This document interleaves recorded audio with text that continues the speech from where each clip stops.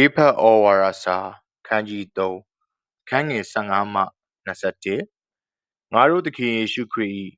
ခမည်းတော်ရှေ့မှာငါသည်ဒူးထောက်၍ဆုတောင်းလေးရှိ၏ဆုတောင်းသောအချက်ဟုမူကားဝိညာဉ်တော်အားဖြင့်သင်တို့၏အတွင်းလူကိုခွန်အားနှင့်မြင့်မြတ်ခိုင်ခံ့စေ၍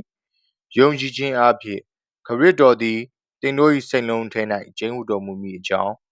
ဘုန်းတော်ကြွယ်ဝပြည့်စုံခြင်းနှင့်ညီလျော်စွာ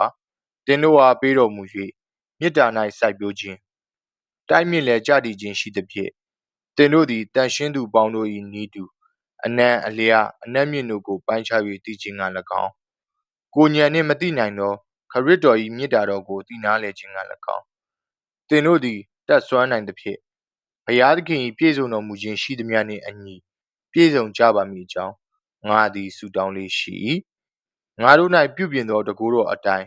ငါတို့တောင်းပန်ကြံစီသမျှထက်အလွန်ထူးခြားစွာပြုခြင်းကတတ်နိုင်တော်မူသောဘုရားသခင်သည်ယေရှုခရစ်အားဖြင့်အသင်းတော်၌ကဘာဆက်ဆက်ဘုန်းကြီးတော်မူစေတည်းအာမင်